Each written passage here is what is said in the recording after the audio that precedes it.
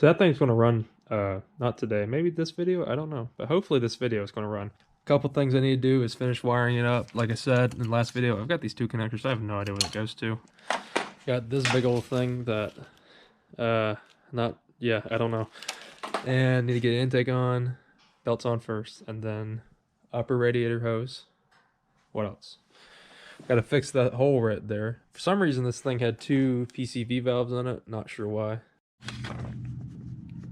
So I made myself a list of what all needs to happen for the fire up tomorrow. Ran out of time today. That's okay. Extend wire. Since I didn't need to tell y'all. The wiring harness used to run right through here and then through the intake manifold, like over the valve cover stuff. That looked bad to me. So I kind of like looped it, and then it goes around there, and then it's over here. Anyways, this wire right here used to connect to that little thing on the solenoid. It doesn't reach anymore, so I need to extend that. Air cleaner or filter, ain't got one in there. This actually picked up, what did I get? I got that, this, because that's the rest of it, and this. That goes down to like the core support area, kind of, and attaches to the outside, like right there. It goes there, and then, you know, it does the things, and then it's kind of like a cold air intake. I don't know. Anyways, I got that. I got this cute little antenna. It's got like a curly Q on it. I got these. This is crunchy. But that is to go on these wheels to run these hubcaps. I only found two of these. They weren't really on the truck. They were kind of just laying out in the bed of the truck. And since I only got one of those, I can't really run them. And I got me another white mirror. I only had one before. If you know anything about Square Buddies, some of these had the white mirrors on them. I like the look of them better, and they're kind of hard to find, especially ones with the right patina. That looks pretty cool. Those are gonna go on my brown truck that has a 250 in it, because it's got those stupid little sport mirrors on it, and you can't see nothing out of those. PVC, like I said, it's got two PVCs. I don't think that's factory, so I'm gonna get like a breather of some sort, if I can find one, go there. Then I gotta get the belt for the power steering pump. The one on the alternator looked half decent, but the one on the power steering pump didn't look all that great. So, oh, and that wiring that was like laying right here, that was for my air condition thing, I think.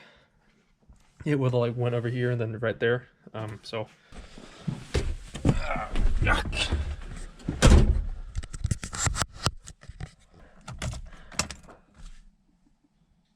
Good.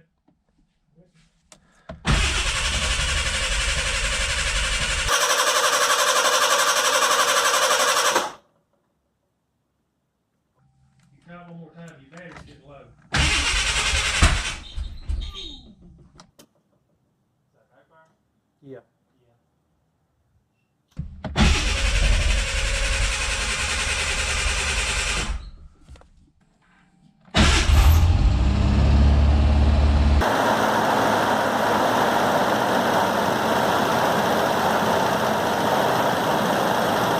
Oh my goodness. Are you happy? I told you, if it's gonna fire. Oh, there it goes, okay. Oh, 60? No, 55.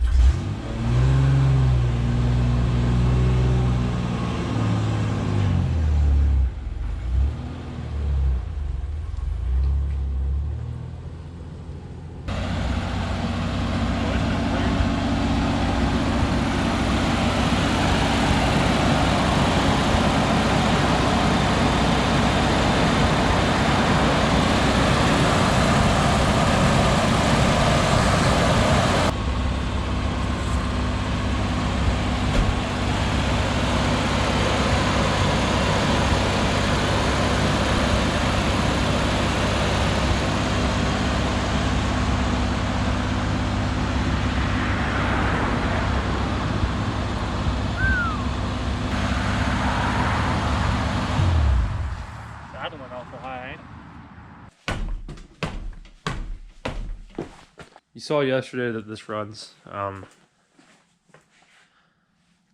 but it runs terribly. Apparently these 2.9s, well, I knew this before, but you know, the 2.9s have this cool thing where you can watch the RPMs and it just does that, you know. So you see that? So that's what this is doing. Scared me a little bit yesterday because, as you know before, this had a blown head gasket, or something. It had a cracked head. Coolant was going out of the exhaust pipe and, you know, just making cool smoke stuff. So fired it up yesterday. As soon as it got warm out there, it started blowing smoke like crazy out of the exhaust. I was like, oh God, what happened? But it's quit now. What that was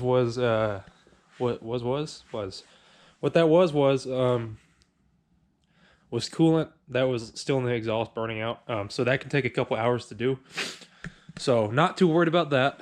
I'll get worried if it continues to do it, but I think it's cleared up. So anyways, like I was about to say, the cool thing about these motors is that they have electronics everywhere.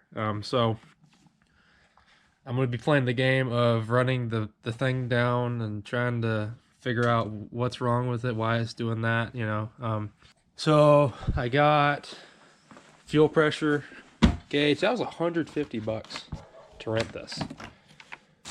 Whoa. I don't know why we got a multimeter, but you know. Anyways.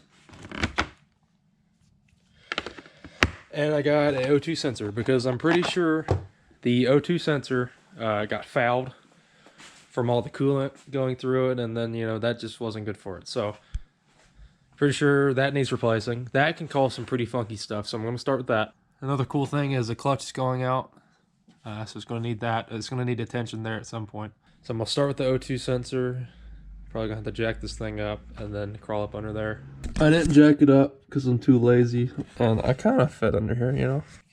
I'm just trying to figure out how to maneuver, get a wrench in there. So, spread it down some PB. I can't get the leverage, and I highly doubt this is going to work, but I'm going to try it.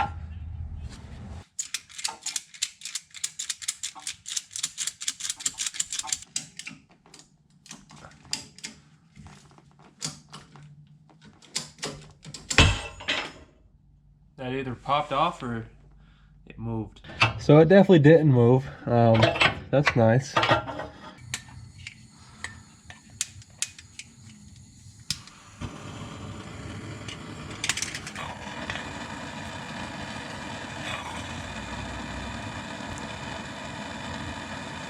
You probably can't see it because I ain't got a flashlight charged, but I got the O2 sensor out. It has literally been 3 weeks, probably 2 weeks, of coming out here, spraying it down with PB, heating it up red hot, or heating it up, and then trying to get it out. But it's out. That was a pain. You may be looking at that. Yeah, transmission's also out. Forgot to record that. Did that because thought the clutch was bad, but it's not really that bad. So our best guesses were it's sitting, there you go, you can see it. There's been a rat trying to live. Yeah, a rat has been trying to live in here, and I don't think this is all that in there, because it's caked in there. I don't think this is letting it release all the way, so the clutch is never actually releasing. And it wasn't doing that before, but now the Bronco won't even come out of the garage. It wasn't doing that before, so what I think happened was, or what we think happened, was from us driving it and just running it, it had gotten caked and caked in there to the point where it's at now, and it won't move. Anyways, got a rear main seal that's going to go a new pilot bearing. Then clutch, and for the life of me, I can't remember what this is called. All that's going to go back in there, not this, a new one. And then the transmission is going to go back up in there, and then, yeah, I'm going to do that.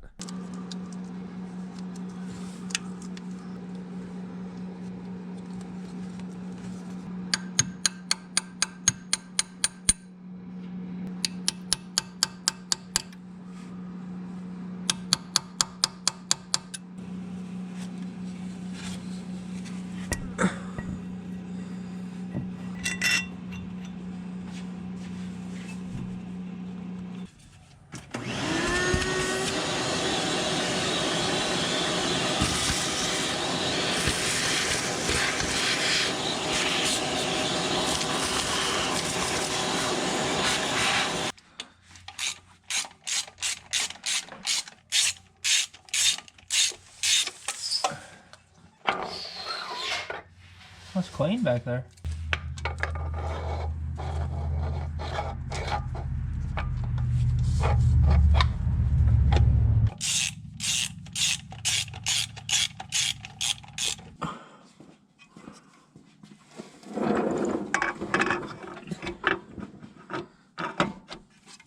So the clutch and pressure plate's in. I didn't record any of this because it's kind of hard to, but I put the new line in for the hydraulic clutch. I wired in the new O2 sensor. It's just hardwired in there with the line zip tied out of the way. I didn't want to pay 20 something bucks for a O2 sensor pigtail. So the transmission's in. Got to do something with the front drive shaft because the U-joint, where is it? The U-joint on one of those is bad. It basically just exploded when I took it out. And I think I'm gonna leave both drive shafts out. That way I can start it up. That way I can start it up and put it in gear and just watch to see what spins. With the transmission out, you're able to spin the the back of the transmission. You're able to spin that, and this right here, which goes to the front wheel drive, part of the four wheel drive, would spin too. So I'm pretty sure it's in four wheel drive. So that means I got to figure out something going on with the electronic switcher thing to do the full drive stuff. So I just want to see if it's actually in full drive or am I just tweaking. I got to do starter, got to put the skid plate on for the transfer case. And at some point I got to figure out something different going on with that before I drive it very much. But it's pretty much ready to drive it. Oh, and we got to bleed the clutch. That's something else, but it's pretty much ready to drive. Anyways, not sure, but I'm pretty sure this is going to be the end of this video. I know I keep saying that, but I really don't know. Because I'm already assuming this video is going to be pretty long. So, I'm going to go ahead and end it here. And maybe the next video will be me driving it, assuming how well tomorrow goes. But, yeah, we'll see.